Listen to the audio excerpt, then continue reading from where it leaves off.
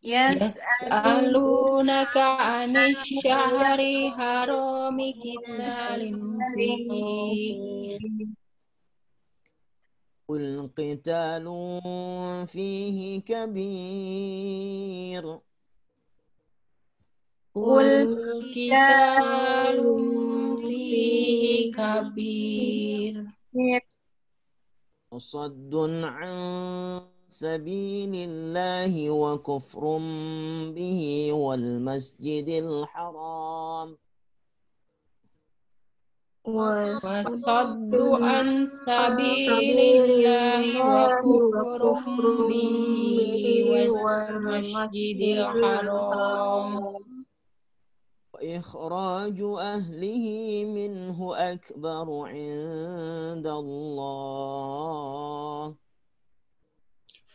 وإخراج أهله منه أكبر عند الله والفتنة أكبر من القتل والفتنة أكبر من القتل ولا يزالون يقاتلونكم حتى يردوكم عن دينكم إن استطاعوا ولا يزالون يقاتلونكم حتى يردوكم عن دينكم إن استطاعوا أن يرتد منكم عن دينه فيمت وهو كافر ومن يرتد منكم عن دينه فيمت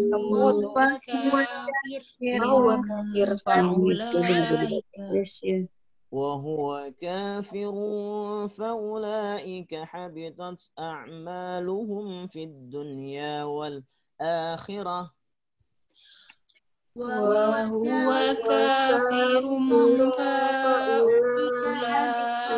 حبطت أعمالهم في الدنيا والآخرة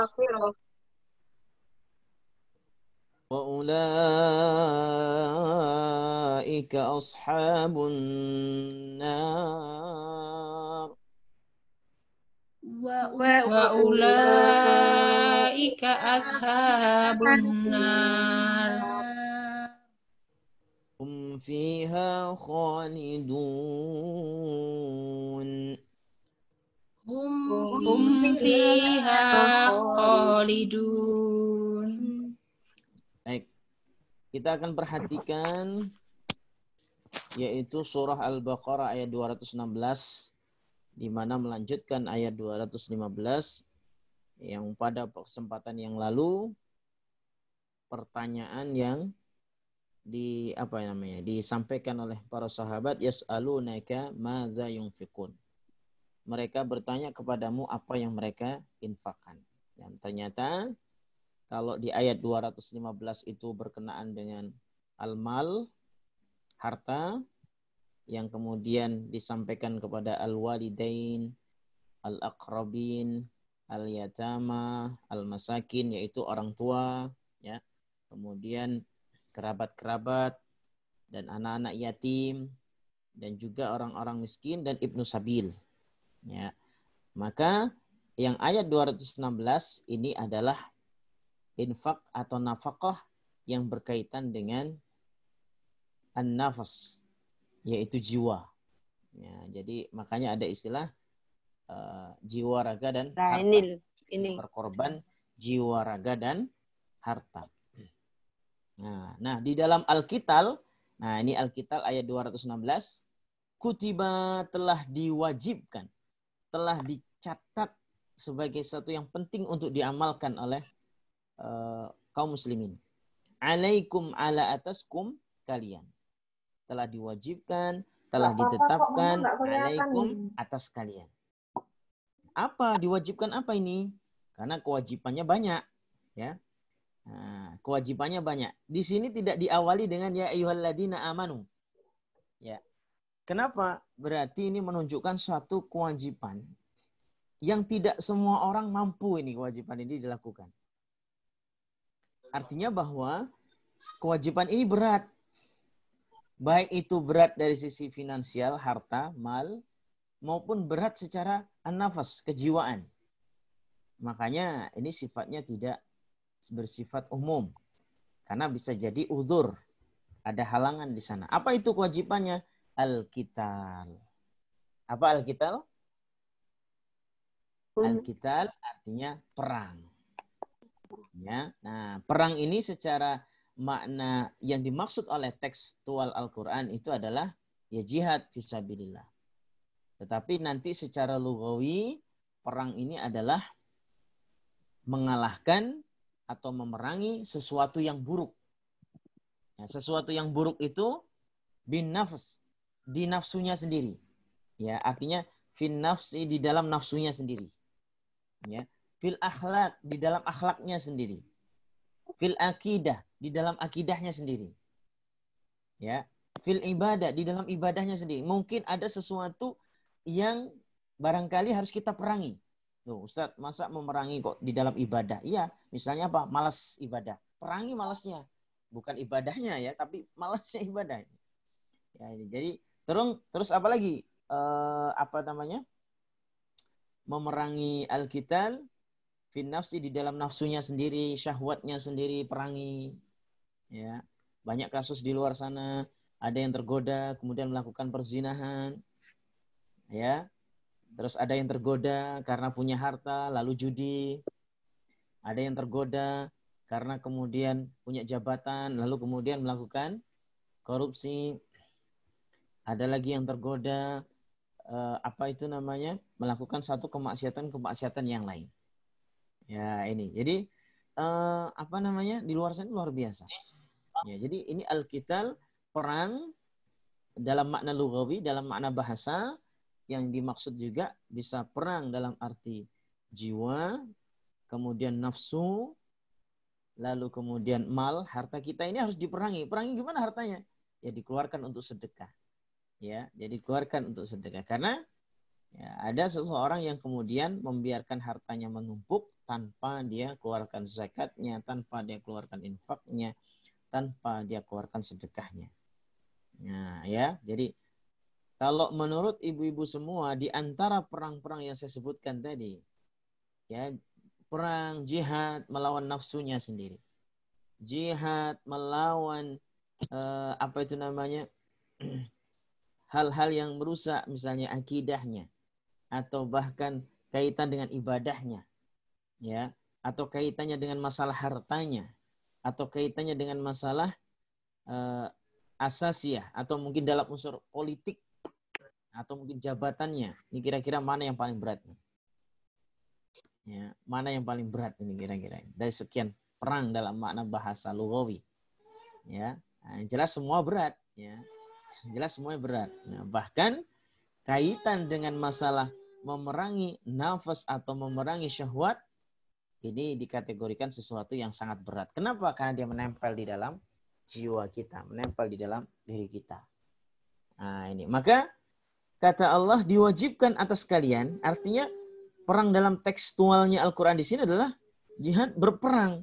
Jihad di jalan Allah, di mana di sana ada pengorbanan jiwa, raga, dan harta. Kalau sudah berbicara perang dalam arti peperangan, ini berarti mengorbankan segala-galanya. Ya, jadi di situ. Namun tidak semua orang bisa. Kenapa? Karena bisa jadi karena terhalang oleh tua, mungkin terhalang karena dia kalau di dalam konteks perang ya laki-laki, ya berjihad laki-laki. Makanya dulu sempat ada sahabiah yang merasa cemburu, merasa iri, kenapa kami tidak diwajibkan perang? Ya, kenapa kami tidak diwajibkan jihad dalam arti sebagaimana laki-laki di medan perang? Maka Rasulullah mengatakan, maka apa yang kamu lakukan terhadap keluargamu itu adalah jihad juga. Jadi ada kesempatan-kesempatan jihad bagi seorang wanita. Jadi ibu-ibu pun punya lahan-lahan jihad sendiri. Ya, bangun pagi-pagi masakkan suami, istri, anaknya, itu sudah jihad tersendiri.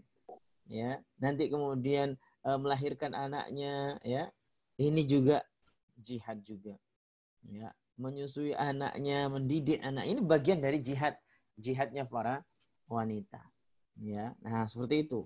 Bahkan kemudian mengelola rumah tangga atau bahkan berusaha untuk meringankan, ya, suaminya di dalam hal tata kelola istilahnya rumah tangganya sehingga kemudian menjadi harmonis, menjadi rukun, adem ayem. Ini juga bagian daripada jihad. Betapa banyak laki-laki yang manajemen rumah tangganya kacau balau ketika istrinya juga kacau balau. Maka peran istri ini menjadi sangat penting dalam kehidupan keluarga karena bisa jadi, ya, laki-laki yang kemudian di luar, ya, yang kemudian mencari nafkah segala macam, lalu kemudian, ya, ketika kembali ke rumah ini berharap istri sebagai yang bisa meneduhkan, yang bisa menenangkan, yang bisa menenteramkan. Nah, itulah harapannya. Nah, maka kata Allah diwajibkan atas kalian al-qital, perang yang tidak semuanya bisa. Artinya yang tua tidak bisa, yang wanita tidak bisa, walaupun mau berperang dalam konteks mengorbankan hartanya bisa, ya. Yang sedang sakit juga tidak boleh, ya. Jadi Islam itu betul-betul teliti di dalam hal ini. Maka wahuwa kurhul lakum, wa dan huwa dia, yaitu perang itu kurhun, kariha, ya, dibenci, tidak disukai, tidak disenangi. Ya betul lah, siapa yang menyenangi perang gitu, ya, dalam konteks perang. Lakum, bagi kalian. Nah, jadi hakikat nafsu manusia itu sebenarnya kalau di dalam memerangi atau berperang itu berat hati. Karena apa? Karena takut kehilangan. Karena pada hakikatnya sifat manusia itu adalah takut kehilangan. Makanya kenapa kalau misalnya kita ini, ya, kemudian mau memerangi, misalnya mau mengeluarkan sedekah, itu rasanya berat sekali. Kenapa? Dia akan memerangi dirinya karena akan kekurangan. Oh, saya nanti takutnya kekurangan. Gitu. Ya, maka kalau misalnya dibandingkan sedekah dan belanja, maka lebih eman mana ini kira-kira ibu-ibu kalau sedekah dan belanja? Ya. Ini jelas lebih eman sedekah, ya. Karena kalau belanja mesti mendapatkan sesuatu, ya, gantinya. Misalnya belanja sayur ya dapat sayur, belanja beras ya dapat beras, belanja ikan ya dapat ikan. Sementara kalau disedekahkan seolah nggak dapat apa-apa. Ya, padahal itu akan dapat sesuatu yang istimewa di hadapan Allah SWT. Nah, ini. Jadi wahuwa kurhul lakum, dan itu tidak menyenangkan bagi kalian. Artinya kurang menyenangkan. Ya, oleh karena itu pada konteks lugawi, konteks bahasa, bahwa segala perang itu seolah-olah tidak disukai dalam konteks bahasa. Entah itu memerangi nafsunya sendiri, ya. Jadi nggak enak, ya, memerangi nafsunya sendiri itu kadang nggak enak, ya. Atau misalnya memerangi dia punya sifat zalim, lalu memerangi dirinya sendiri yang zalim, ini nggak bisa, susah, gitu ya. Terus kemudian konteks lugawi yang lain, mau memerangi apa lagi? Sesuatu yang buruk di dalam dirinya, penyakit-penyakit hatinya, ini juga merupakan usaha yang luar biasa. Harus dengan upaya usaha yang luar biasa. Nah, oleh karenanya konteks al-qital ini harus dimaknai dalam dua hal ini. Jadi baik itu secara maknawiyah, artinya secara syar'i dalam konteks jihad fisabilillah, ya, sesuai dengan peran masing-masing, bisa dengan nafas jiwanya, al-mal hartanya, gitu ya, al-jasad dengan jasadnya. Nah, adapun secara lughawi maknanya luas tadi. Ya, seperti yang sudah kami sampaikan. Dan ternyata kata Allah, wa asa, kenapa kok kemudian kecenderungan manusia itu, ya, menganggap bahwa peperangan itu adalah tidak disukai, tidak disenangi. Wa asa, wa dan asa, boleh jadi, bisa jadi, ini menunjukkan sebuah alasan. Alasan itu bisa alasan yang memang masuk akal, tetapi ada alasan yang dibuat-buat atau tidak masuk akal. Ya. Dan ada juga alasan yang tidak yang tidak tepat. Jadi alasan yang sebenarnya itu tidak bisa dijadikan alasan. Jadi alasan yang tidak bisa dijadikan sebagai alasan. Jadi nggak nyambung lah alasan itu ya. Ya salah gitu ya. Jadi konteks alasannya keliru. Ya, gitu ya. Jadi secara konteks alasannya keliru. Ya, gitu. Jadi alasan yang itu tidak nyambung dengan kejadian. Ya. Ya, apa ya misalnya ya? Alasan yang tidak nyambung dengan kejadian. Ya, kamu kenapa sakit perut? Misalnya begitu ya. Saya tadi makan nasi. Loh, apa hubungannya makan nasi kok sakit perut? Masa jawabannya makan nasi? Mungkin tadi makan nasinya kebablasan buahnya gitu ya. Kalau hanya makan nasi saja ya, maka nggak bisa dijadikan alasan itu sakit perut gitu ya. Ya, begitu. Misalnya begitu. Jadi alasan yang tidak tepat. Nah, maka asa di sini kata Allah boleh jadi, bisa jadi antakrahu bahwa takrahu kalian membenci. Kalian tidak menyukai. Kalian menganggap makruh. Kalian tidak menyenangi syai'an sesuatu. Ya. Syai'an ini disebutkan secara umum. Artinya sesuatu yang dimaksud itu sebenarnya al-qital, yaitu peperangan tadi. Tapi dalam konteks ini adalah syai'an itu adalah am. Apa saja. Artinya bahwa setiap apa saja yang menjadi pertimbangan kita hati-hati. Ya, hati-hati itu maksudnya mungkin bisa jadi sesuatu itu kita anggap baik, ternyata bisa jadi buruk. Namun bisa jadi sesuatu itu dianggap buruk, namun ternyata itu baik. Ya. Nah, jadi saya lanjutkan dulu. Syai'an ini adalah sesuatu yang umum. Sesuatu yang apa saja yang menurut pikiran pandangan manusia. Ya. Wa huwa dan huwa dia. Atau mungkin bahasa lainnya syai'an ini adalah sesuatu yang bisa menjadi pilihan. Pilihan itu bahasa Inggrisnya apa? Choice ya, pilihan ya. Nah. Wa huwa khairul lakum dan huwa dia sesuatu tadi itu khairun lebih baik ya. Baik la bagikum kalian. Wa asa an takrahu syai'an wa huwa khairul lakum. Ini ayat ini favorit sekali nih. Nah, insyaallah ibu-ibu hafal paling ini ya. Dan bisa jadi, boleh jadi ya, bahwa kalian membenci sesuatu itu sebenarnya ditujukan pada al-qital ya, ditujukan pada peperangan. Wa huwa khairul lakum. Padahal itu adalah baik bagi kalian. Wa dan asa ya, an tuhibbu syai'an. Ya, bahwa ya, bahwa ya.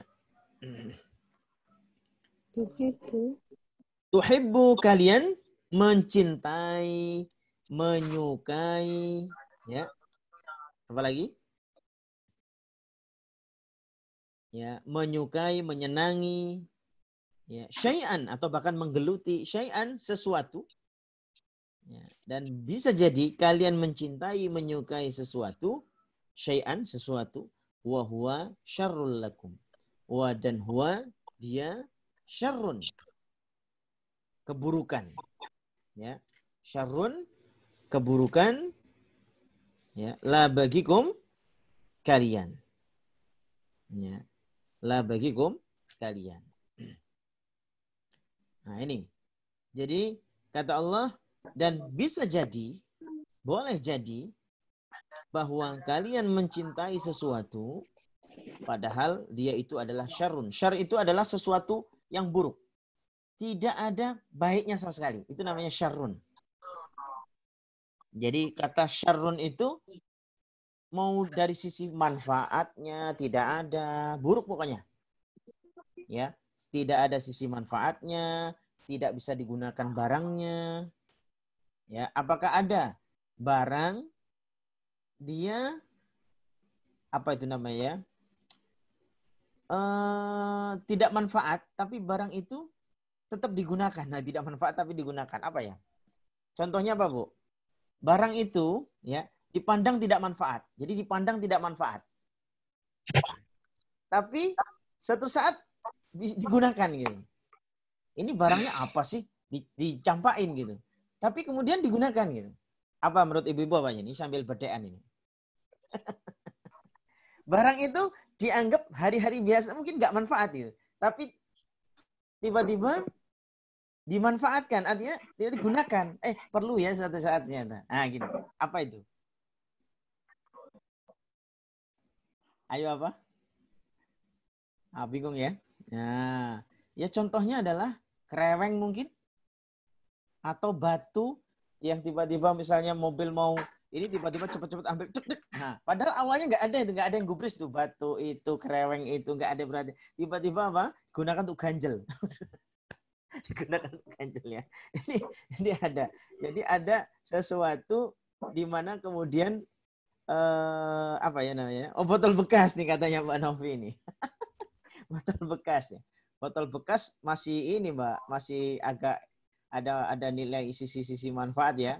Kalau karena ada botol kan. Nah, tapi kalau kereweng tadi seolah-olah nggak diperhatikan, tiba-tiba suatu saat butuh buat ganjel lemari, butuh buat ganjel apa dan sebagainya. Apa bahasa Indonesianya ganjel itu apa? Nah, tolong diketik situ apa ganjel itu. Ya, baik itu ya. Jadi syarrun itu enggak ada manfaat sama sekali. Bahkan senilai kereweng aja enggak gitu ya. Jadi syarrun itu malah sesuatu yang buruk. Ya, sesuatu yang sangat buruk dan tidak ada kebaikannya sama sekali.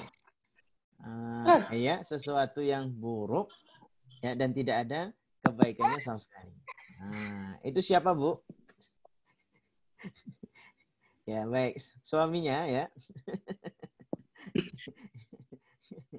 Ya, baik. Oke. Ya, jadi seperti itu ya. Ya, wallahu ya'lamu wa dan Allahu Allah ya'lamu. Dia mengetahui. Ya'lamu di sini menggunakan fi'il mudhari. Artinya bahwa sedang dan akan terus mengetahui. Ya, hari ini, kemarin, ya, kemudian sedang, dan akan seterusnya mengetahui. Ya, ini menunjukkan juga makna bahwa Allah itu tidak akan tidur gitu ya dengan pengetahuan ini, ya'lamu. Karena kalau kemudian manusia ini kalau dia sudah tidur maka dia sudah tidak mengetahui saat itu. Mau digigit semut, ya, mau digeremeti semut, ya, mau digeremeti kutu, ini nggak tahu sudah. Kalau sudah tidur ya, bahkan nyamuk yang gigit ada berapa semalam nggak tahu. Ada yang pernah ngitung semalam digigit nyamuk berapa? Ya, itu. Bahkan ada yang sampai kasurnya kebakaran oleh apa itu nyamuk, obat nyamuk itu ya, tidak tahu gitu ya, karena bahwa seseorang yang tidur itu menunjukkan ketidaktahuannya. Ya. Assalamualaikum, ini Al-Baqarah 218. Salah Bu Awi. 216. Ya. Baru datang Bu Awi ini. Iya Pak, maaf Pak. Oh iya, nggak apa-apa. Ini ada Mbak siapa lagi? Maiti itu siapa ya? Mbak Meti, kakaknya Mbak Yuni. Oh iya, oke, siap. Ini halo hai. Ini saya absen sekalian nih. Halo hai. Itu Bumus itu. Halo hai itu. Bumus Sarofa. Halo hai Bumus. Ya. Oh ya. Soalnya tadi kelihatan wajahnya Bumus. Iya, ini ada loh, kelihatan. Iya. Bu halo. Ya, baik. Tulisannya halo hai. Kok Bu halo hai? Aneh. Nah, iya di sini ada tulisannya halo hai. Ya pun. Memang siapa? ada. Ya, oke, baik. Ya, jadi wallahu ya'lamu, dan Allah mengetahui, sedang mengetahui. Artinya sedang dalam pengawasan terus. Ibarat kalau CCTV begitu nggak ada matinya itu, terus lihat. Wa antum la ta'lamun, wa dan antum kalian la ta'lamun. La tidaklah ta'lamuna, sedang mengetahui. Jadi kita itu manusia itu dikatakan oleh Allah la ta'lamun. Kalian ya sedang tidak mengetahui. Artinya kalian tidak mengetahui. Ya. Enggak kok, saya mengetahui. Ya, mengetahuinya kita itu bisa jadi faktornya 1 melihat, 2 mendengar, ya, tiga merasakan gitu. Jadi ada faktor-faktor di sana, melihat sendiri, lalu mendengar kabar, ya, atau melihat berita, atau merasakan sendiri sebagai pelaku, baru kemudian tahu. Makanya manusia itu wajar lah dengan eksperimen. Contoh lah kaitan dengan masalah corona ini. Ya. Suara Ustadz kok mengecil? Loh, kok suara saya mengecil, betul kah? Kalau di suara tempat saya kecil, betul kah? Ustadz. Nah, ini mungkin jaringannya di Mbak Opi ini yang enggak, ini paketannya mau habis. Gambarnya kurang jelas, Ustaz. Kurang jelas. Hah? Apanya Suaranya mengecil. Suaranya mengecil. Tidak. Ya. Gambarnya ada yang kurang jelas. Gambarnya, nggak masalah kalau gambarnya. Ya memang gini lah, laptopnya ini. Padahal ini laptop mahal nih padahal nih. Ya kok gambarnya nggak jelas juga ya. Ya itulah teknologi ya. Nah, oke. Baik. Saya lanjutkan. Ya. Jadi kata kuncinya adalah wallahu ya'lamu wa antum la ta'lamun. Oleh karenanya dengan kata ini kalau kita dinasihati sama orang, dengarkanlah dulu, gitu kan. Kalau kita diingatkan oleh orang, ya sudah diperhatikan dulu. Jangan. Nah, manusia itu lebih kecenderung kepada egoisme, ya tidak mau mengalah. Kadang-kadang harus seperti itu. Nah, ini dalam konteks suami istri penting sekali, Bapak Ibu sekalian. Ya, kalau suatu saat ada nggak di dalam rumah tangga di mana ayel-ayelan suami merasa benar, istri merasa benar, ya. Nah, ini menunjukkan nggak mengamalkan ayat wallahu ya'lamu wa antum la ta'lamun. Ya, ngakunya Islam itu, ngakunya Muslim, tapi ternyata apa? Dia merasa bahwa dia benar, ya orang lain salah. Ya, jadi bahkan orang yang kemudian bisa bijak adalah bagaimana dia mencoba untuk mendengarkan, ya lebih banyak daripada menyampaikan. Ya, karena bisa jadi kalaupun kemudian dia sudah bijak dan dia pertimbangkan dulu apa yang disampaikan, maka itu akan lebih baik. Nah, ini ya. Jadi ayat ini memberikan sebuah penuturan. Sebenarnya Allah bukan berarti mau menjelekkan kita ya, mau merendahkan kita, tidak. Ya, Allah bukan berarti mau merendahkan kita. Kamu itu artinya nggak ngerti. Bukan berarti untuk merendahkan sebenarnya, tetapi menunjukkan bahwa manusia itu memang sisi kelemahannya di sana. Jadi pengetahuan itu baru diketahui setelah apa? Melihat, ya, gitu ya. Jadi kalau tadi ini sebenarnya kan nggak terlalu penting juga gambar saya kan. Jadi melihat nggak jelas juga nggak masalah. Tapi pokok mendengar. Ya. Yang ketiga merasakan gitu. Artinya langsung terjun sebagai pelaku dan merasakan pengalaman itu. Nah, jadi di antara ibu-ibu kalau saya tanya pernah mengalami kecelakaan? Nah, sakitnya kecelakaan itu apa bisa diceritakan? Kan enggak bisa. Ya harus mengalami sendiri kan gitu. Harus mengalami sendiri. Ya itu. Jadi seperti itu. Nah, oleh karenanya masing-masing orang itu punya perspektif kalau kemudian kaitan dengan merasakan tadi. Nah, orang-orang kafir itu merasa bahwa akhirat tuh masih jauh, masih lama. Ya, neraka ya nanti neraka gitu kan. Nah, maka mereka meremehkan. Kenapa? Belum merasakan gitu. Mereka nggak tahu. Nah kita melihat, mendengar, dan juga merasakan itu tidak harus melalui pengalaman langsung, tidak usah.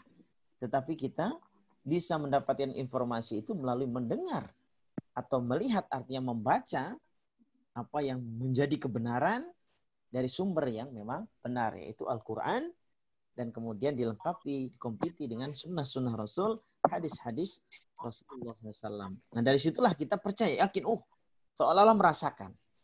Makanya kalau ibu-ibu kemudian membaca Al-Quran, lalu merenungi, ya merasakan gitu ya. Jadi setiap ayatnya direnungi, lalu dirasakan, ada muncul semangat untuk mengamalkan, ya Allah. Itu luar biasa getarannya itu, energinya luar biasa. Ya, gitu ya. Jadi kalau sudah begitu, sudah insya Allah. Ya, Allah akan memberikan kemudahan-kemudahan, perlindungan-perlindungan yang maksimal. Kenapa? Karena dia berusaha untuk menyelami Al-Quran, bukan hanya sekedar dia lisankan saja, tetapi juga dia rasakan di dalam hatinya. Ya, nah, kalau sudah begitu, kalau hatinya sudah berusaha untuk merasakan Al-Quran, maka tidak akan mudah baper. Nah, ayo siapa yang hatinya mudah baper? Nah, ini ya. Nah, ini ngaku ibu-ibu nanti siapa yang mudah baperan. Berarti belum bisa merasakan membawa perasaannya kepada Al-Quran. Jadi kalau bapernya urusan dunia. Tapi kalau Ustadz saya bapernya Al-Quran, wah bagus tuh. Membawa perasaan Al-Quran, wah itu bagus. Nah, ya, maka sekarang ditambahi, ya, yaitu singkatan bapera, ya, baper Al-Quran. Nah, itu ya. Siapa yang bisa ngamalkan nih? Bu Awi bisa nggak? Nggak ada suaranya. Gimana tuh, Tat? Ini siapa ini? Baper Al-Quran. Baper Al-Quran itu gimana, Tat? Nah, Bu Awi ya ini ya. Iya. Antara suaranya Bu Awi sama Mbak Aida Fitri kok hampir mirip ya? Mirip semua, Tat, memang kembaran. Kembaran dari mana, Bu? Kakak adik. Baik. Jadi bagaimana menjadikan baper Al-Quran bagaimana? Ya salah satunya mengkaji seperti ini sebenarnya. Ya. Tapi alangkah lebih baik, lebih intensif lagi. Lebih intensif itu maksudnya apa yang kita rasakan setiap hari dari Al-Quran tidak hanya sekedar dilisankan saja, tetapi seolah seperti membaca surat cinta layaknya dulu Bu Awi membaca surat cinta dari suaminya. Nah, dulu waktu dulu zaman dulu. Nah, gitu ya. Nah, masih ingat dah? Ciri-cirinya kalau kita sudah bisa baper Quran tuh gimana, Tat? Ya, ciri-cirinya sebenarnya sangat luas ya. Jadi kalau misalkan nanti sudah tidak merasakan lagi bapernya dunia, ini jadi yang luar biasa nih. Nah, jadi kalau sudah tidak muncul lagi ya, kalau sekarang dikit-dikit apa gitu ya, dalam urusan dunia masih baper-baper ini kayaknya masih belum bisa deh merasakan Al-Quran di dalam kalbunya. Bukan berarti saya sudah sempurna. Saya juga masih terus belajar. Saya terus bagaimana menginstal hati saya supaya bisa baper Al-Quran dan mengikis baper-baper ya yang berkenaan dengan masalah dunia, yang kaitannya dengan masalah nafsu, yang kaitannya masalah dunia dan seterusnya. Jadi itu yang harus di ini. Jadi install kita ya. Jadi install aplikasi baper Al-Quran. ini penting sekali. Nah, itu. Jadi sampai pada tahap terkikisnya penyakit-penyakit hati. Jadi ya terkikisnya penyakit-penyakit hati. Nah, itu ya Bu Awi ya, kira-kira ya. Nah, baik. Jadi kira-kira kesimpulannya apa Bu Awi kalau gitu? Halo, mana Bu Awi? Kok menghilang? Ada, Tat. Ya, gimana kira-kira? Kalau jenengan menyimpulkan gimana? Jadi ini biar ada pendapat juga langsung dari yang lain. Nah, dari apa yang saya simpulkan berarti gimana? Kalau menurut jenengan, versi jenengan. Kadang-kadang saya sudah menyampaikan ini belum tentu difahami. Nah, jadi kira-kira aplikasinya nanti seperti apa? Boleh 1 contoh, 2 contoh. Gimana contohnya? Mencoba berusaha untuk baperi Al-Quran. Karena saya kan belum punya banyak pengalaman. Loh, mengamalkan Al-Quran jangan mengatakan belum banyak pengalaman. Ya, kita harus memaksakan kita bahwa kita ini sebenarnya sudah banyak pengalaman. Ya, hanya saja apakah yang kita lakukan itu tadi, ya. Misalnya contoh secara sederhana dalam kehidupan sehari-hari. Ya. Ketika Al-Fatihah itu mengajarkan supaya kita mengawali segala sesuatu dengan bismillah. Bukan hanya Al-Fatihah, tapi kita pun juga harus mengawali dengan bismillah. Bisa enggak setiap apa yang kita lakukan dibiasakan dengan bismillah? Nah, itu saja gambaran sederhana. Itu berarti kita sudah berusaha untuk baperi Al-Quran. Artinya kita sudah berusaha untuk membawa perasaan kepada Al-Quran. Iya enggak, Bu, Ibu-ibu? Bisa enggak kira-kira? Ya. Mengawali sesuatu dengan apapun di situ bismillah. Apapun di situ bismillah. Apapun di situ bismillah. Ya. Terus misalnya, bisa tidak membawa pikiran kita kalau misalnya kita lagi sakit, lalu kita meruqyah diri kita dulu sebelum kita ke dokter. Ayo coba, meruqyah apa? Dengan Al-Quran, dengan Al-Fatihah. Ya. Enggak, kadang-kadang enggak. Di dalam pikiran kita itu sudah langsung dokter A, dokter B, dokter C. Begitu. Jadi di dalam pikiran kita kepanikannya itu bukan kepanikan untuk segera Al-Quran dijadikan sebagai bahan di mana tersambungnya hati kita dengan Allah Subhanahu wa taala, tetapi justru pikiran kita itu lebih kepada siapa? Si ini dan seterusnya. Nah, gitu ya. Misalnya Bu Musyarofah lagi pusing. Nggak tahu pusing mikirin apa. Biasanya pusing mikirin apa, Bu? Ya, baik. Ya, pusing mikirin apalah, terserah ya. Menghafalkan Al-Quran. Waduh, dahsyat luar biasa ini. Ya, ini pusing pokoknya ya, pusing beneran nih maksudnya, pusing. Nah, ketika pusing itu, ya, yang dituju itu adalah apakah kemudian sebentar, saya bacakan doa dulu. Atau misakrip mana? Apa gitu?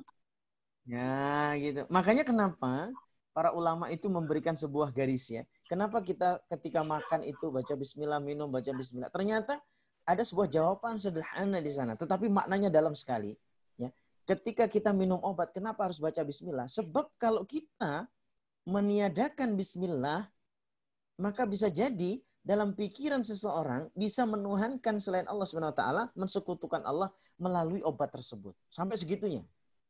Ya, artinya apa? Seolah-olah dia membesarkan obat ini. Obat akbar, seolah-olah begitu. Nah, ketika dia baca bismillah, maka kata para ulama, bismillah itu adalah mengecilkan sesuatu selain Allah dan membesarkan Allah Subhanahu wa taala. Ya, jadi kalau misalnya kita mau makan, ya, kita mau makan lalu baca bismillah, di situ ternyata ada makna bahwa saya hidup itu karena Allah, bukan karena makanan ini. Jadi seolah bahasanya begitu. Ya, makanan ini hanya sarana dan ini adalah sarana itu, ini makhluk Allah. Gitu ya. Jadi makanan ini makhluk Allah. Maka saya bukan membesarkan makanan ini, tetapi saya ingin membesarkan Allah. Gitu ya.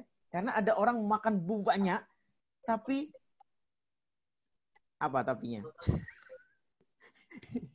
Tapi lemes. Ya, bismillah. Apa ini? Mimai to everyone. Apa ini? Apa ini? Maaf ya, telat lupa. Giliran baru masuk ada tragedi. Oh ya, siapa Bu Mimai? Ya. Iya, baik. Ya, jadi bisa memberikan contoh yang lain, Ibu.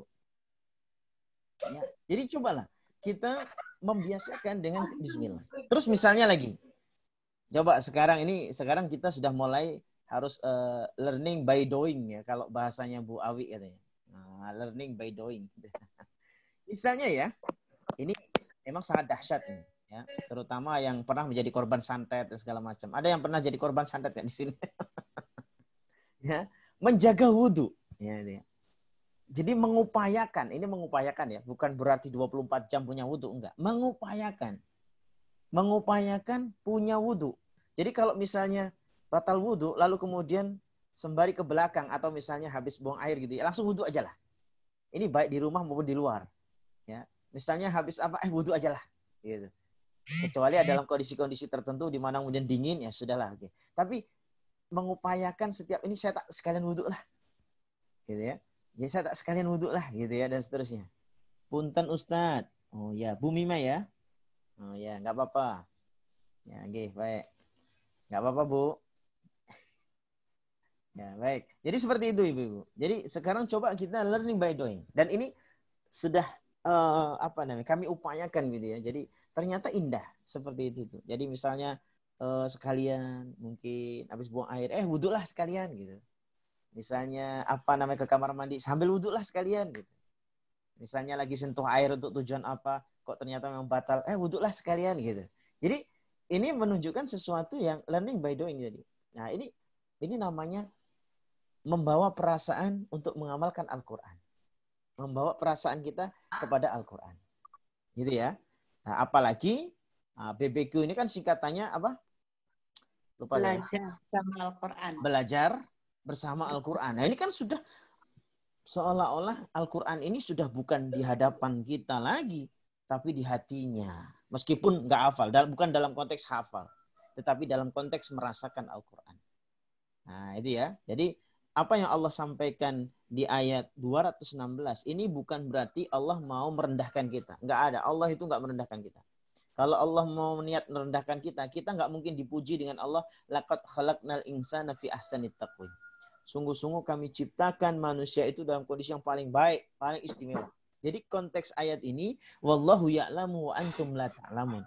Itu bukan berarti dimaknai kamu itu orang ngerti, bukan gitu ya.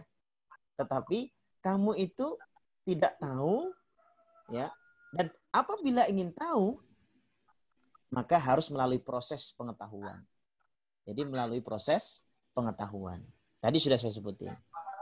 Nah, makanya di sana ada konteks bertanya-bertanya. Ya, sebelumnya ayatnya di ayat 215, yas'alunaka madza yunfikun. Mereka bertanya tentang apa yang mereka akan infakkan. Kemudian di ayat berikutnya juga bertanya juga, yas'alunaka anis syahril harami qitalin fih. Ya, di ayat berikutnya seperti itu. Baik. Sebelum kita melanjutkan ke ayat 217, ada yang bertanya nggak kira-kira? Ini biar nyambung ya apa yang saya jelaskan. Jadi jangan salah paham terhadap ayat 216 gitu ya. Salah pahamnya maksudnya begini. Wah, ternyata Allah itu merendahkan saya atau merasa bahwa kamu itu gak ngerti belas itu. Enggak. Jadi Allah tidak bermaksud ya akan merendahkan kita dalam arti kamu itu goblok gitu enggak. Kamu itu rendah gak ngerti gitu enggak. Jangan ya Bu ya. Ya, jadi ada nggak di antara ibu-ibu yang ketika membaca akhir dari ayat 216 ini, lalu kemudian menyimpulkan bahwa manusia itu orang ngerti apa-apa gitu? Ada nggak yang menyimpulkan begitu? Atau bahkan yang kemudian punya berpikiran bahwa Allah itu hendak akan menjadikan kita itu kowe iki hari ini orang ngerti apa-apa gitu. Nah, entah ada apa enggak ya. Ya, jadi tapi yang jelas seperti yang sudah saya jelaskan. Jadi Allah bukan bermaksud untuk menjelekkan kita dengan kata wa antum la ta'lamun, kalian kok gak ngerti gitu ya. Tapi maksudnya adalah wa antum la ta'lamun, kalian tidak mengetahui sebelum proses pengetahuan itu diberitahukan. Nah, itu ya. Baik, ada pertanyaan enggak kira-kira ini? Nah, baik, sebelum ke ayat berikutnya. Ada enggak? Saya curiga kalau nggak ada pertanyaan takutnya tidur. Soalnya pernah ada jadi tidur ternyata ya. Ya baik, ada pertanyaan enggak? Pertanyaan boleh disampaikan lewat chat. Nah, atau langsung. Ini siapa ini? Oh, sip, baik. Belum ada Ustaz. Oh, iya. Chatnya. Nggih, ada pertanyaan, Bu? Belum ada. Belum ada. Baik. Ini kok ada muncul botol bekas. Oh, tadi contoh ya. Oke. Baik. Oh, belum ya. Ini di chatnya belum ada pertanyaan ya. Belum. Boleh tanya di chat. Oke, baik. Ya sudah. Nah, makanya manusia itu ya supaya bertahu itu adalah bertanya. Nah, bertanya itu dalam konteks kalau dulu para sahabat bertanya kepada Nabi. Iya sayang. Oh, gambar ya? Ya. Ya ini. Ini sana. Kamu ini. Nah, sana. Nah, baik. Ya, jadi kalau para sahabat dulu bertanya kepada Nabi dan Nabi nanti bisa jadi menjadi sebab turunnya wahyu, ya. Lalu kemudian tabi'in bertanya kepada kepada para sahabat, tabi'ut tabi'in terus bertanya. Nah, maka pertanyaan ini adalah awal dari sebuah pengetahuan. Ya, ini ya.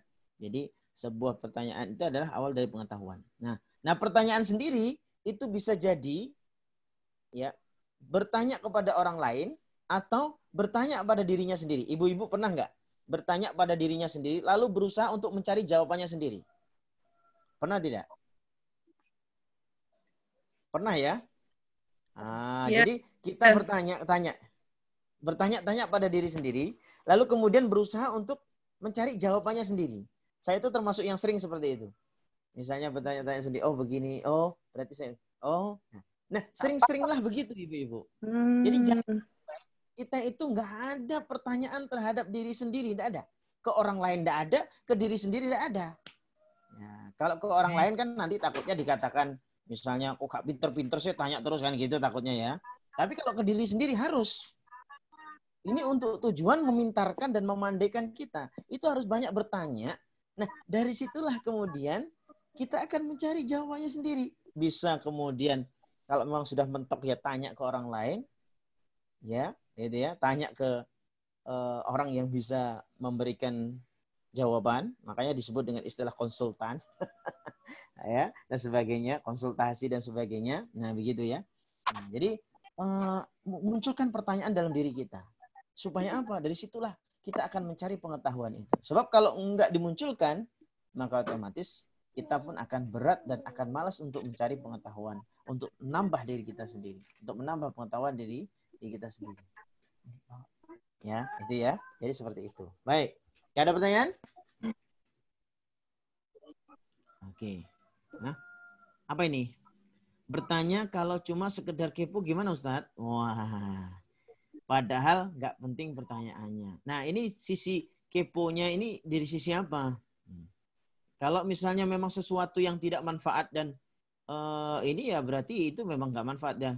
Mungkin kadang kita menganggap itu, misalnya ya, kita bertanya, ada teman bikin Mbak Mimai, Bu Mimai ke Bu siapa misalnya, ke Bu Yustin. Ini siapa ini Yustin? Bu Yustin ya, misalnya.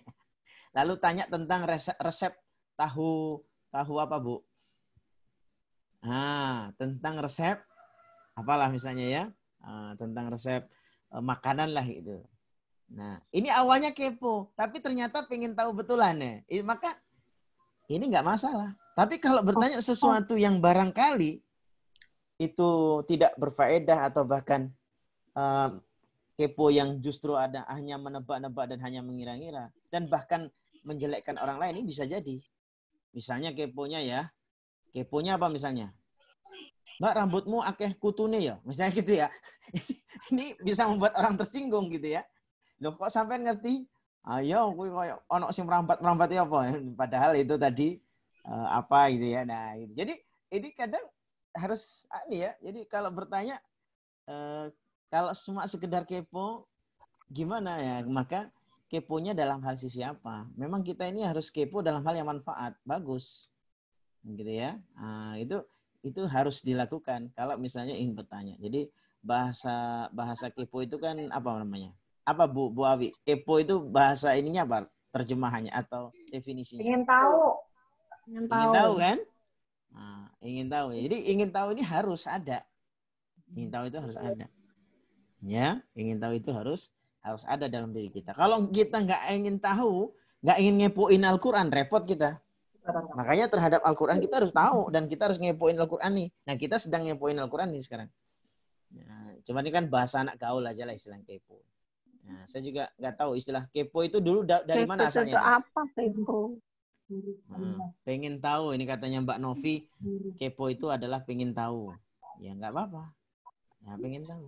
Nah, Ustadz ada ungkapan hati yang berpikir, lisan yang bertanya. Ada bertanya dengan lisan itu seperti apa?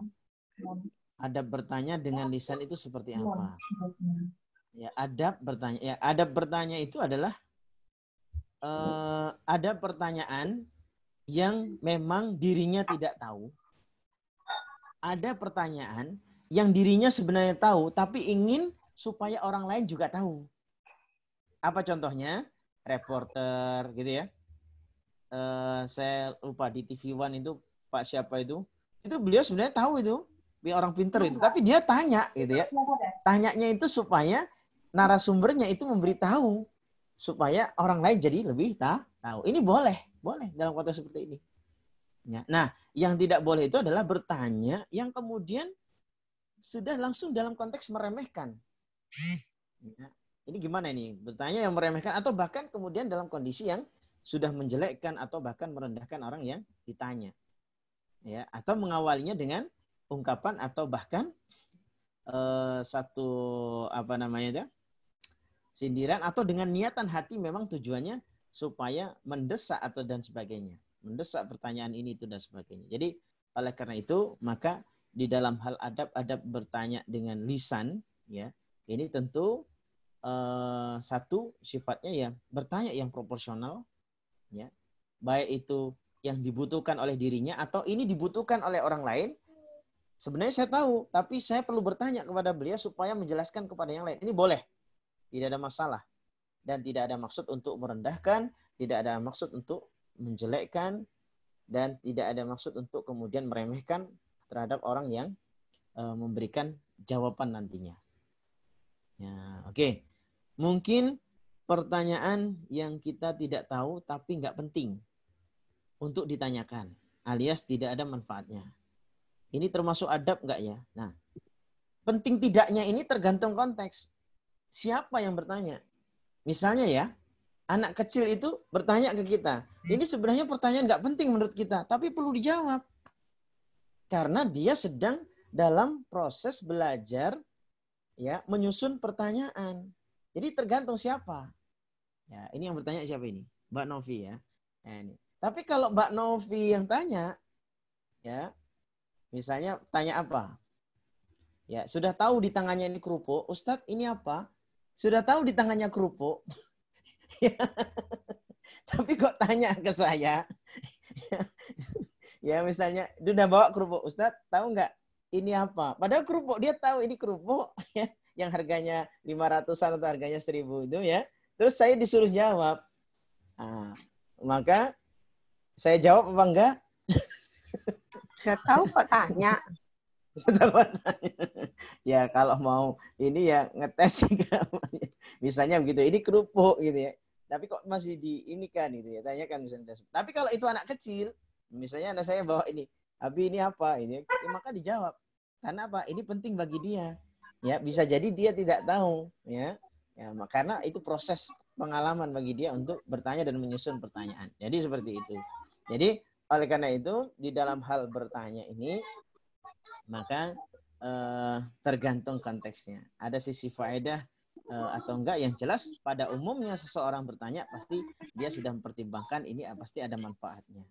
Ya, pasti ini ada sesuatu yang apa namanya? Istilahnya kepada siapa saya bertanya. Gitu ya. Nah, kepada siapa saya bertanya dan sebagainya. Sehingga tepat jawaban sasarannya itu. Nah, itu ya. Ya tentu kepada orang yang bisa menjawab pertanyaan tersebut. Oke, baik. Itu ya. Nah, baik, itu. Ya, apa lagi? Ini saya tadi pagi dapat kiriman postingan. Jadi postingan ya. Jadi kan orang sering bertanya misalnya kepada bakul gitu ya, kepada penjual misalnya. Bakul.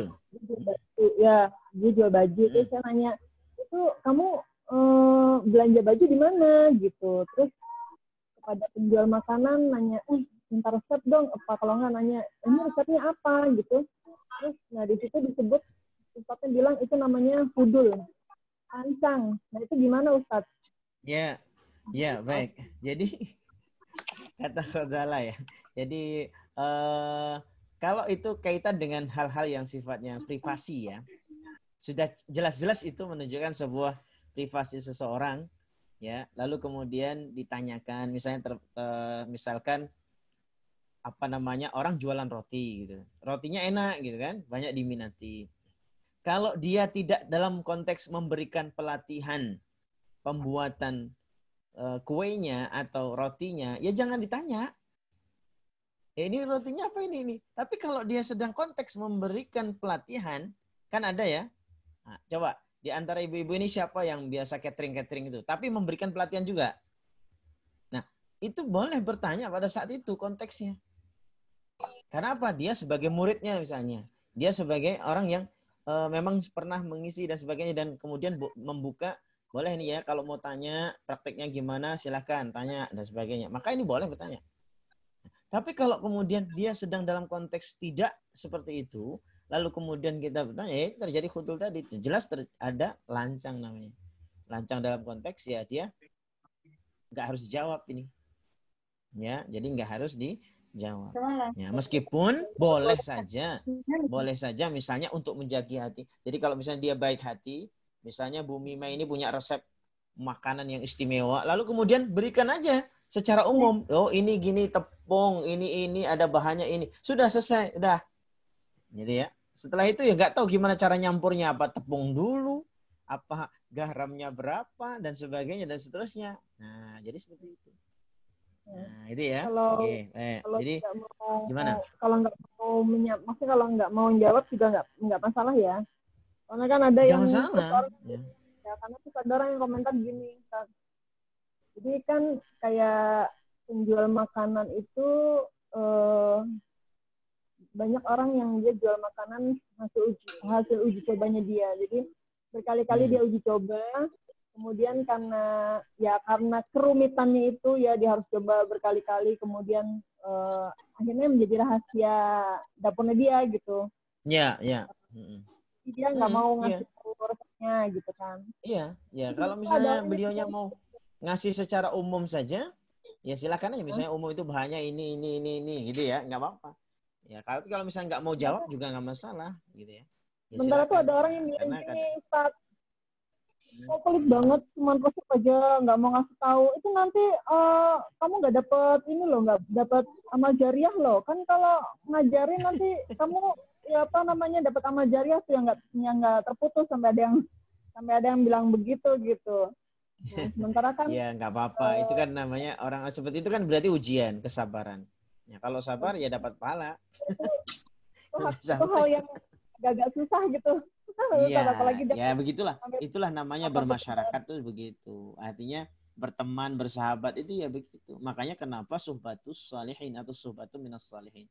Bersahabatlah dengan orang-orang yang saleh. Nah, sementara kita ini bisa jadi sahabat kita itu ada yang memang sahabat yang saleh, salehah, dan dia memang melakukan kesalehan itu. Tapi mungkin di luar sana karena kita juga banyak teman, bisa jadi ada teman yang nggak saleh seperti tadi itu. Ya, sehingga mungkin mengata-ngatai, bahkan kemudian mengumpat kita mungkin pelit ilmu apa segala macam dan seterusnya. Maka apa? Ya sudah, jangan diambil perasaan di sana. Nah, maka baper di sini penting. Kalau orang itu bapernya Al-Quran sudah pasti nggak akan muncul. Aduh, saya gimana ya, sakit hati dia. Itu dia. Nah, ini. Maka Bu Mimai kalau sudah baper Al-Quran, maka sudah tahan banting sudah. Ya.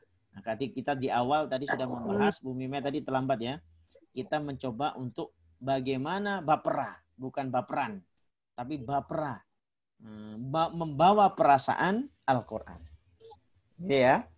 Membawa perasaan Al-Quran, bukan baperan. Nah, gitu ya. Jadi seperti itu. Baik. Ada lagi pertanyaan enggak?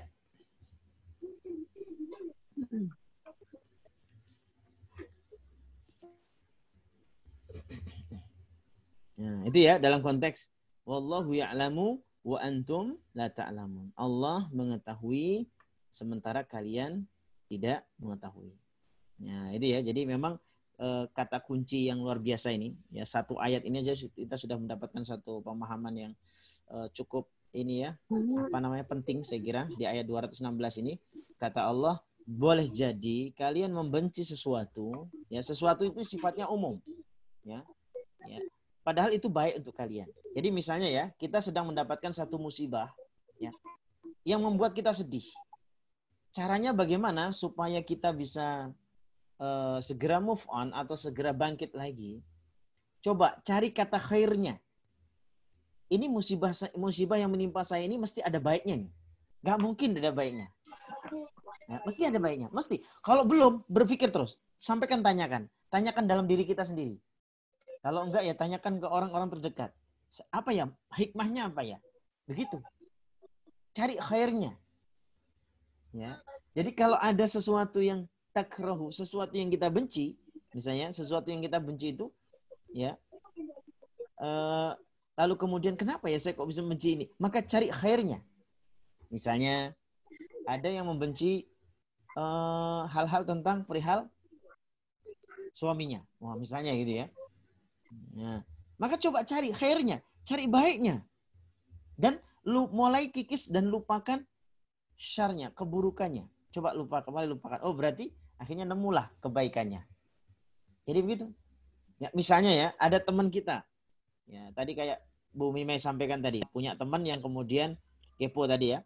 Misalnya begitu ya. Misalnya begitu ya. Terus kemudian coba cari sisi baiknya dia. Ya, ini teman saya ini suka kepo ini. atau kepo yang apa yang tadi? Yang kepo yang kurang baik tadi, misalnya begitu.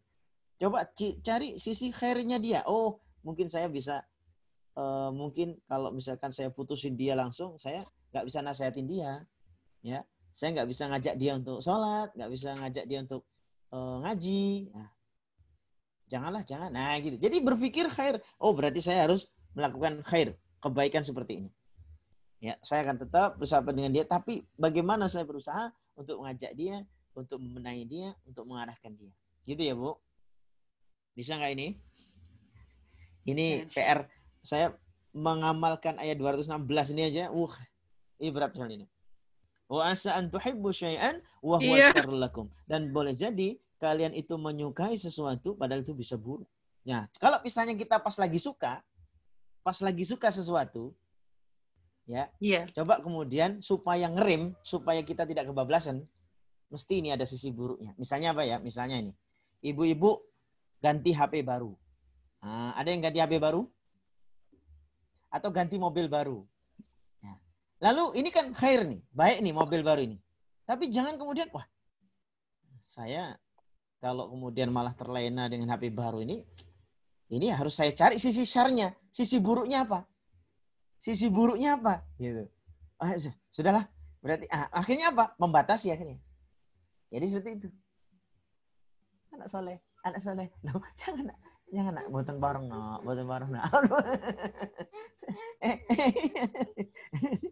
Ini laptopnya mau diambil, masih kecil. Oh, udah. Anak saya. Nonton sini. Ini duduk di sini, duduk sama Bi. Gini aja. Oh, ini mau ikut ngaji rupanya. Oh, ya dah. Nah, ikut ngaji. Nah, itu ya. Baik. Baik. Waalaikumsalam. Ikut ngaji saya tak duduk ini. Nah, gitu ya. Nah, baik.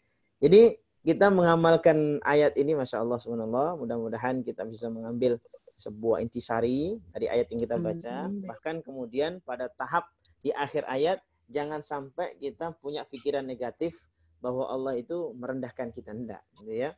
Dengan perkataan, Wallahu ya'lamu wa antum la ta'lamun. Jadi Allah ketika mengatakan bahwa Allah itu mengetahui, wa antum la ta'lamun, sementara kalian tidak mengetahui, ini bukan berarti Allah sedang menjatuhkan kita. Ya. Tetapi ini sebuah ungkapan Allah bahwa kamu itu akan tahu kalau mencari tahu. Nah, cara mencari tahunya adalah melihat, ya, kemudian mendengar dan merasa atau merasakan, gitu ya. Baik. Ternyata sudah sampai jam 2 ini ya. 2, iya Ustaz. Makanya nggak terasa juga. Waduh, saya lanjutkan nanggung ini. Oke. Baik. Tutup dengan doa aja Ustaz. Tutup dengan doa ya. Ya. Betul Ustaz, pengamalan ayat ini memang berat. Oh, ini siapa ini?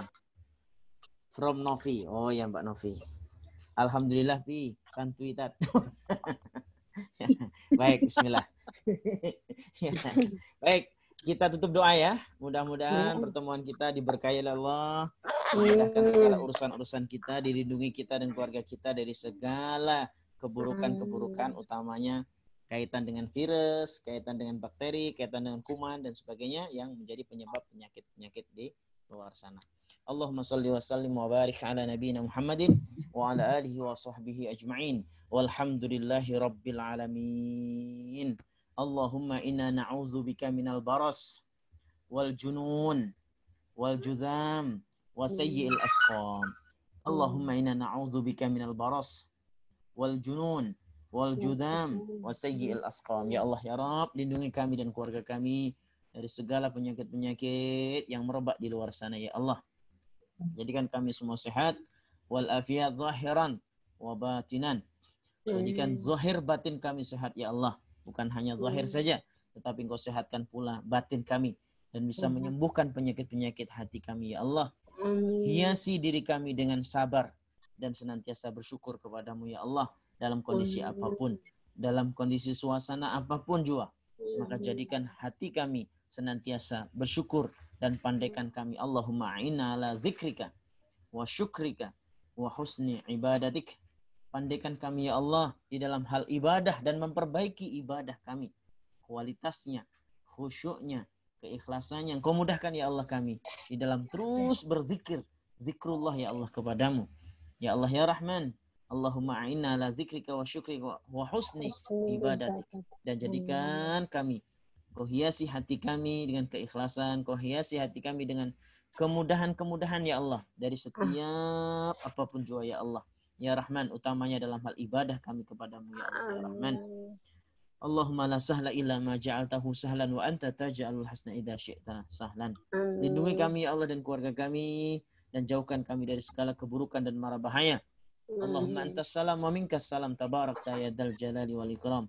Rabbana ighfir lana wa liwalidayna warhamhuma kama rabbayana shighara. Kau ampunkan ya Rabb segala dosa-dosa kami, Kau ampunkan dosa-dosa kedua orang tua kami, dan Kau bimbing kami agar semakin istiqomah dalam ibadah, istiqomah dalam amal saleh, istiqomah dalam ketaatan, istiqomah dalam segala kebaikan, dan istiqomah dalam setiap ucapan-ucapan kami agar menjadi kebaikan ya Allah ya Rahman. Rabbana atina fid dunya hasanah wa fil akhirati hasanah wa qina adzabannar.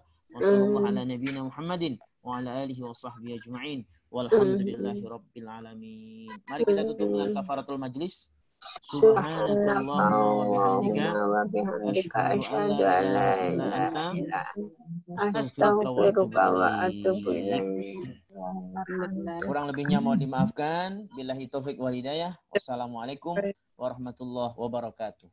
Waalaikumsalam warahmatullahi wabarakatuh. Ustaz, alhamdulillah. Ya, Afan. Jazakallah khairan Ustaz Esko. Waalaikumsalam. Ilmunya tambah ilmu baru hari ini, mudah-mudahan jamaah BBQ ya. Alhamdulillah Ustaz Eko.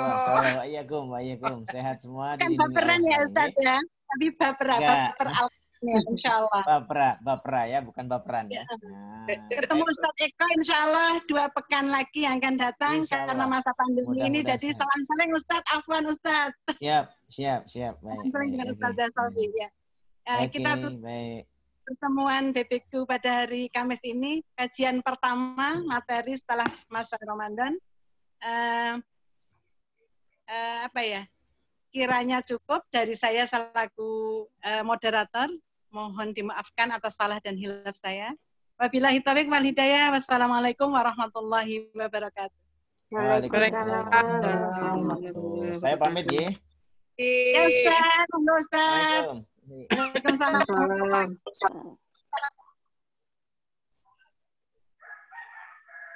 Alhamdulillah. Silakan meneruskan aktivitasnya masing-masing. Makasih semua.